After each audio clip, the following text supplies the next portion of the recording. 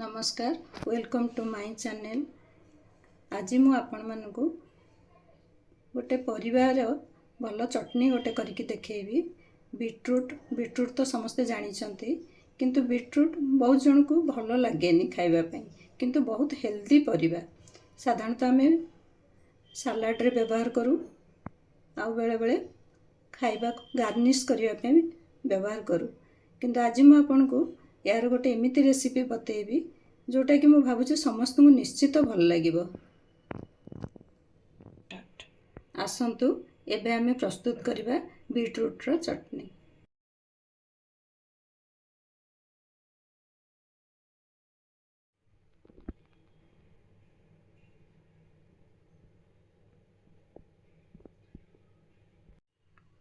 आसंतु beetroot के नहीं आज आमे प्रस्तुत करिबा एक नुआ प्रकार रो रेसिपी। या पई कौन सब सामग्री दरकार हबो सेगुड़ा देखि नियंतु। तेल मु नेछि सोरिष तेल, आपण चाहिए अन्य तेल भी व्यवहार करि परिबे। लूण, तेंतुली को मैं आगरू भिजेकी रखी पानी रे, चीनी, हलदी गुंड, भृषंग पत्र, करी लिव्स जोटा को आमे कहूचु, बीटरूट, फुटण, सुखिला लंका। ये रेसिपी पाई हमको बीटरूट रो पेस्ट बनैबार अछि। तेणु आग बीटरूट को छोट छोट पीस रे काटि नबा।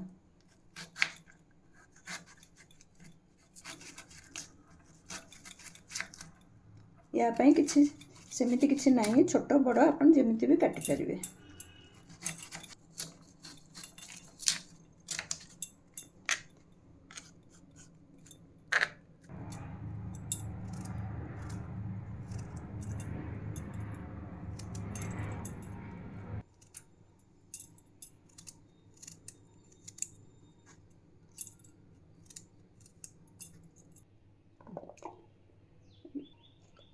एबे बीटरूट को मिक्सर ग्राइंडर रे जार रे आमे ग्राइंडर जार रे नबा, तापरे ग्राइंड करि आनिबा।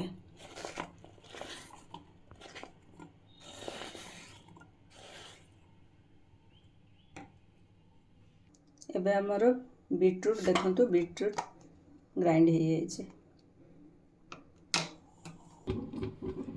कढ़ई गरम करने को गैस रे रखी देछि। कढ़ई गरम हो गलानी। एबे आमे तेल को दबा।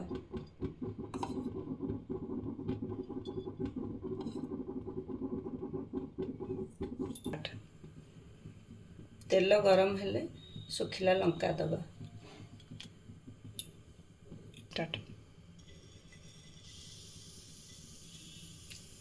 एबे तेल पूरा भल गरम हेला, फुटण दे देबा।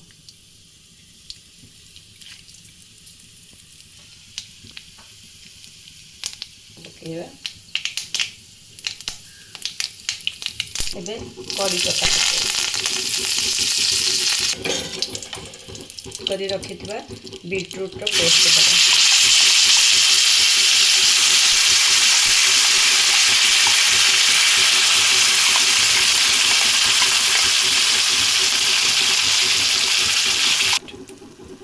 एबे आमे एथिरे हळदी पकेबा। एबे आमे स्वाद अनुसार लूण पकेबा और हळदी दबा।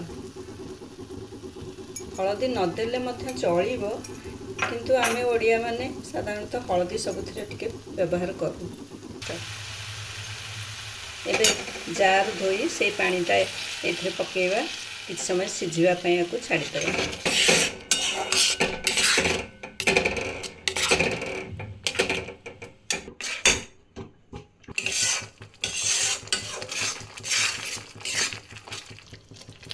एबे घोड़े किछि समय याकू सिझिबा पई छाड़ीबा। एबे हमर बीटरूट सिझी आसलानी।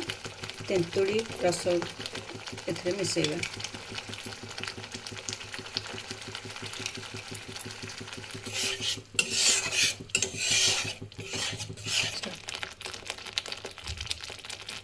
आमे एटा खट्टा मीठा चटनी करूचे, तेणु एथिरे चीनी भी दबा।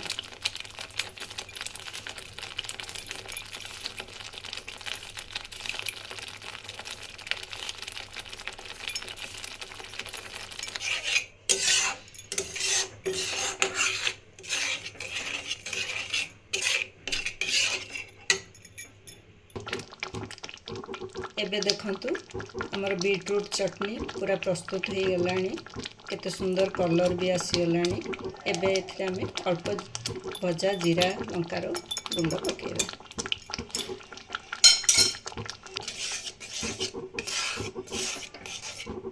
एबे हमर पूरा पूरी प्रस्तुत हो जाइए बीटरूट चटनी। याको आपण भात रुटी परोटा कौन सी भी खाईपर भल लगे, बहुत भल लगे निश्चय। हमर बीटरूट चटनी पूरा प्रस्तुत हो जाइए। आपण भी थरे घरे बनातु ना, देखंतु केमिति लागिबो, निश्चित भल लागिबो। आ केमिति लागिला मते कमेंट सेक्शन रे निश्चय जणाइबे। भल लागिले सब्सक्राइब निश्चय करिवे।